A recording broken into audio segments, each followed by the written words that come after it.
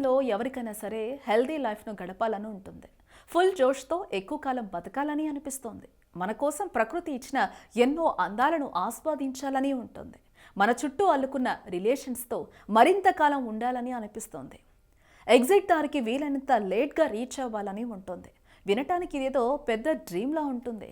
బాగా కష్టపడి సాధించుకోవాల్సిన పనిలానూ ఉంటుంది. నిజానికి ఇదేం పెద్ద కష్టం కాదు. బాగా బతకడం చాలా సింపుల్. దీనికి మనం మూడింటిని ఫాలో అయితే చాలు.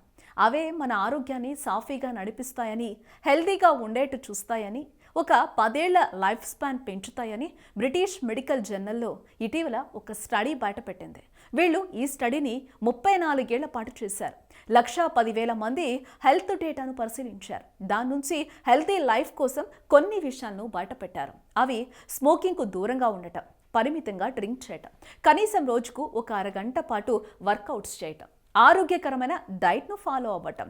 ఈ పనులను మనం చేస్తే చాలు, మన ఆరోగ్యకరమైన లైఫ్కు కావలసిన అన్నింటినీ అవే చేస్తాయి. హార్ట్కు సంబంధించిన వ్యాధులను, క్యాన్సర్ను, డయాబెటీస్ను మన దరికి చేరనివ్వకుండా ఈ అలవాట్లే కాచుకుని ఉంటాయి. మనం చేయాల్సిన సింపుల్ పనులను మనం చేసేస్తే పెద్ద పెద్ద పనులన్నింటినీ అవి చూసుకుంటాయి. ఎక్కువ కాలం పాటు ఆరోగ్య సమస్యలతో బాధపడుతుంటే ఇక వాళ్ళ పని అయిపోయినట్టేనని అనుకుంటాం. ఆ తర్వాత వాళ్ళు రికవర్ అయినా తిరిగి మామూలు అవుతారనే నమ్మకం మనకుండదు. అయితే మనం ఈ ఆలోచనను మార్చుకుని తీరాల్సిందేనని ఈ సర్వే చెప్తోంది.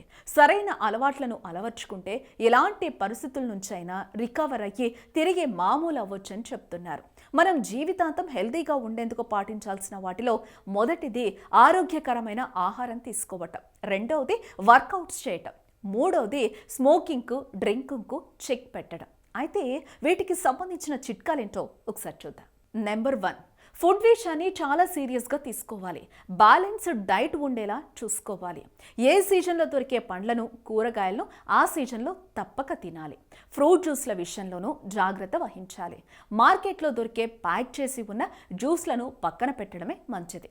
వాటిలో షుగర్ ఎక్కువగా ఉండడమే కాకుండా ఫైబర్ తక్కువగా ఉంటుంది.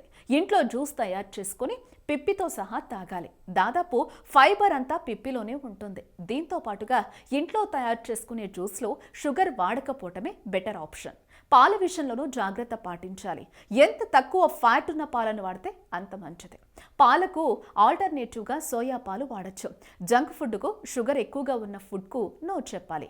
ఇక నెంబర్ 2, కనీసం రోజుకు అరగంటైనా వర్కౌట్ చేయాలి. ఎలాంటి సిచ్యువేషన్లో అయినా ఈ లెక్క వారానికి 150 నిమిషాలకు తగ్గకూడదు. అప్పుడే గుండె బాగా పనిచేస్తుంది. వాకింగ్ పేరుతో అడుగులో అడుగు వేసుకుంటూ నడవడం వల్ల ఎలాంటి ఉపయోగం ఉండదు. నడకలో వేగం ఉండాలి. సైక్లింగ్, స్విమ్మింగ్, బ్యాడ్మింటన్ వంటి వాటి వల్ల ఎక్కువ ఉపయోగం ఉంటుంది.